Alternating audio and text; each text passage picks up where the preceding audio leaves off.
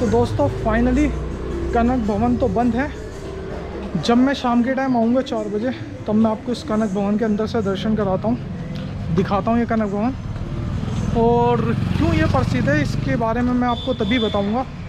फ़िलहाल अब मैं सो रहा हूँ, मैं सरयू घाट निकल जाऊँ या फिर हनुमानगढ़ी, क्योंकि मोस्टली अभी तो सारे मंदिर बंद है यार। 4 बजे तक मुझे नहीं लगता मंदिरों में जाना ठीक है, क्योंकि 4 बजे तक सारे मंदिर ज़्यादातर बंद रहने वाले, चाहे वो दशरथ महल हो।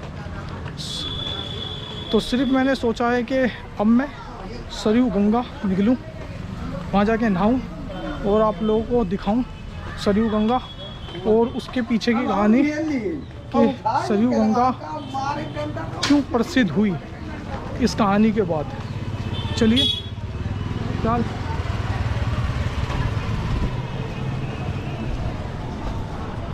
वापस जा रहा हूँ इसी बाज़ार से।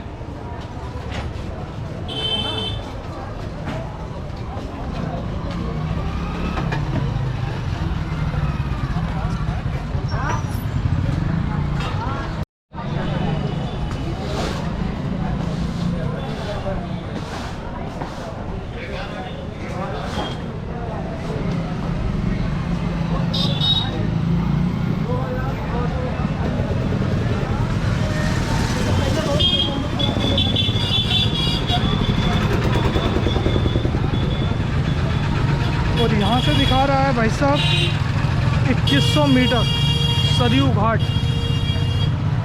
और ये पूरा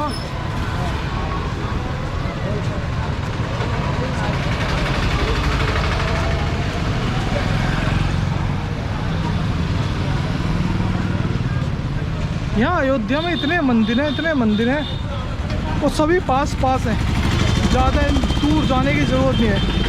हनुमानगढ़ी पास है, उसी के बराबर में दशरथ महल है। उसके आगे आप चले जाएंगे तो आपको मिल जाएगा कनक भवन। और उससे आते वक्त जब आप स्टार्ट करेंगे जिस रास्ते से अपनी जर्नी, उसी रास्ते पे है भरत और लक्ष्मण, भरत मिलाप हुआ था जहाँ मेरे ख्याल से, वो भी एक मंदिर है। तो ये सब मंदिर हैं यहाँ आसपास, बट वही है कि ये सब खुलेंगे शाम को 4 बजे, इससे पहले ये नहीं खुलेंगे। तो इसलिए मैं जा रहा हूँ सरयू घाट ताकि मैं वहाँ जाके नहाऊँ और आप लोगों को सरयू घाट की महत्ता के बारे में बताऊँ।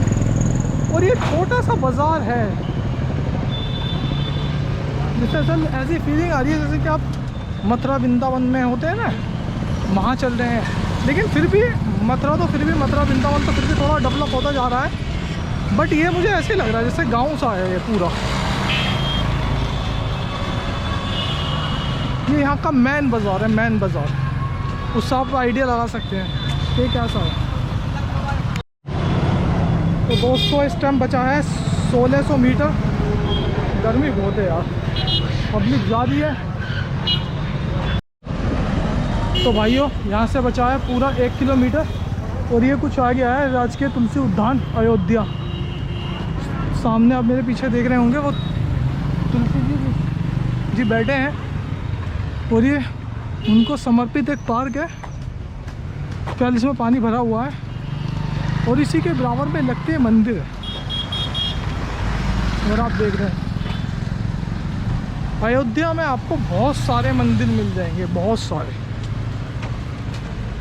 इतने मंदिर हैं अयोध्या में कि आप जिस गली से निकलोगे वहाँ पे आपको एक मंदिर मिल जाएगा आराम से। और जो फेमस मंदिर हैं जैसे कनक भवन हो गया, दशरथ भवन हो गया, हनुमानगढ़ी हो गया, तो ये मंदिर ज़्यादा फेमस है और मंदिरों की तुलना में। और इस टाइम यहाँ से 1 किलोमीटर से भी कम का डिस्टेंस बचा है। मुझे 400 मीटर के बाद लेफ़्ट लेना है। और अयोध्या का छोटा सा बाज़ार बहुत ही खूबसूरत है, छोटा है लेकिन अच्छा है।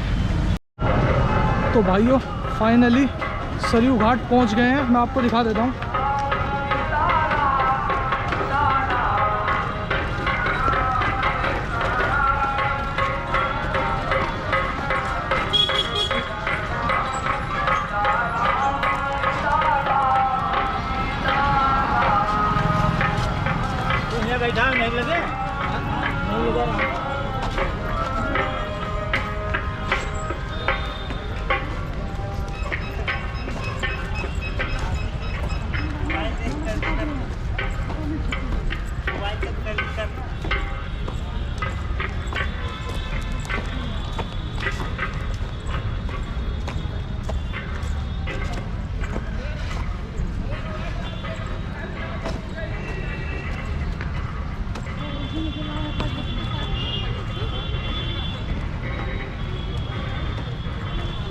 दोस्तों ये है सरयू गंगा, आप देख रहे हैं मेरे पीछे।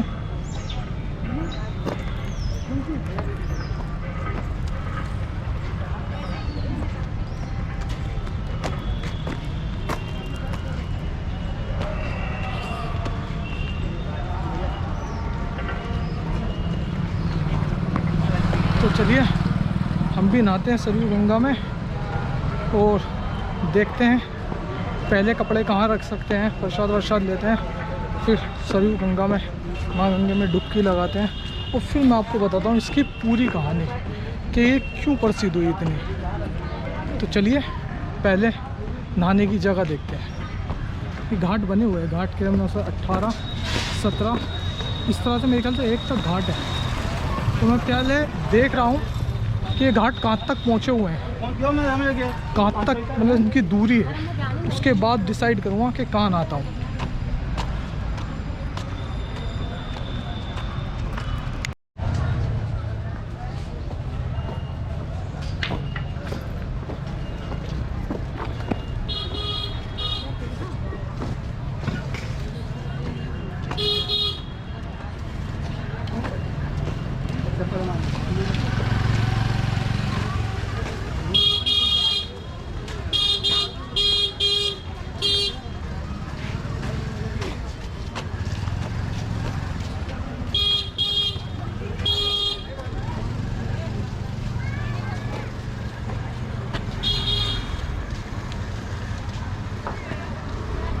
लोग उस तरफ नहा रहे हैं, अगर आप देख रहे हो तो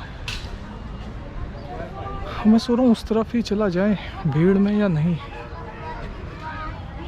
क्योंकि यार भीड़ में जाना भी सेफ नहीं है, क्योंकि मेरे पास बैग है, मेरा सामान है, पता चले मैं भीड़ में नहाने जाऊँ और मेरा सामान कोई ले जाए तो ये दिक्कत हो सकती है।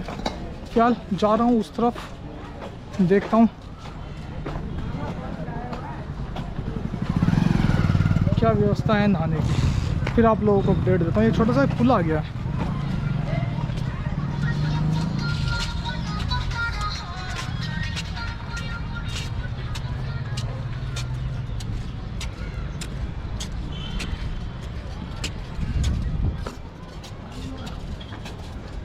सर इस साइड तो कोई नहा ही नहीं रहा, सब लोग ज़्यादातर आप लोग देखेंगे इस तरफ ही नहा रहे हैं।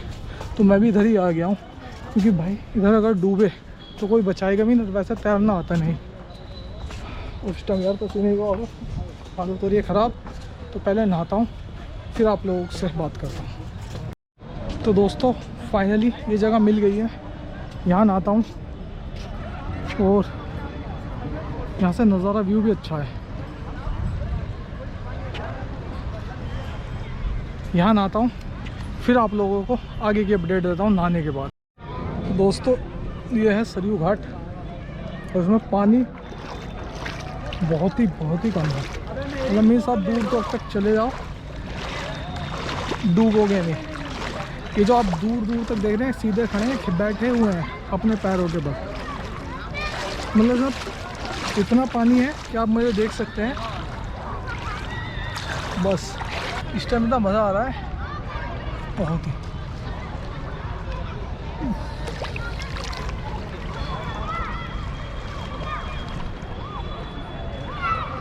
अभी यार इसमें आराम से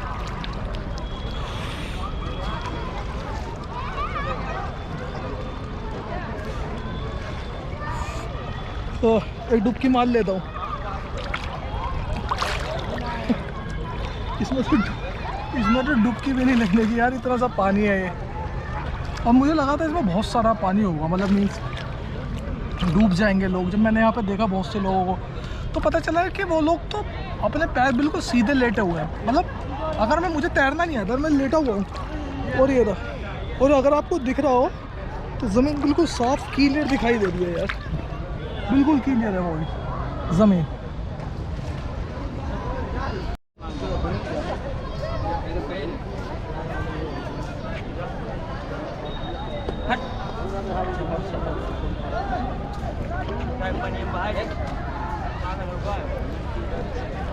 तो दोस्तों ये था सरयू घाट। अब मैं इसके बारे में आपको बता देता हूँ क्यों फेमस है।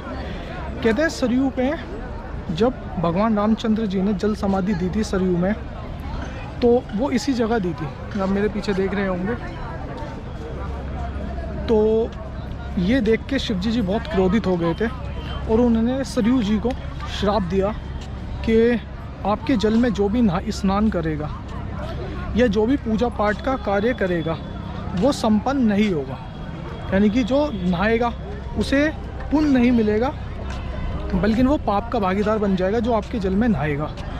और जो आपका जल लेके पूजा पाठ का कोई भी कार्य करेगा वो माना नहीं जाएगा। तो ये सुन के सरयू जी को बहुत बुरा लगा और वो शिवजी जी के पास गई और उन्होंने कहा कि भगवान ये तो विधि का विधान था कि राम जी को जल समाधि लेनी है सरयू के अंदर, तो फिर मैं पाप की भागीदार क्यों बनूं? क्यों आपने मुझे ऐसा दोष दिया जिससे कोई भी मेरे जल में स्नान नहीं कर सकेगा, ना ही कोई पूजा पाठ का कार्य संपन्न हो सकेगा।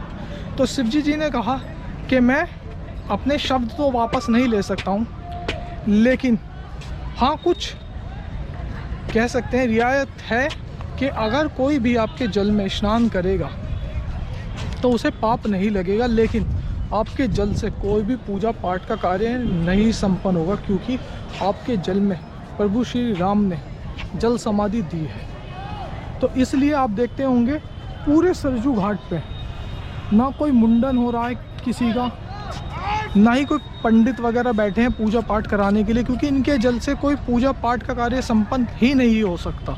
हाँ नहा सकते हैं, तो इसलिए लोग वग नहा रहे हैं, मैं भी नहाया हूँ सरयू में।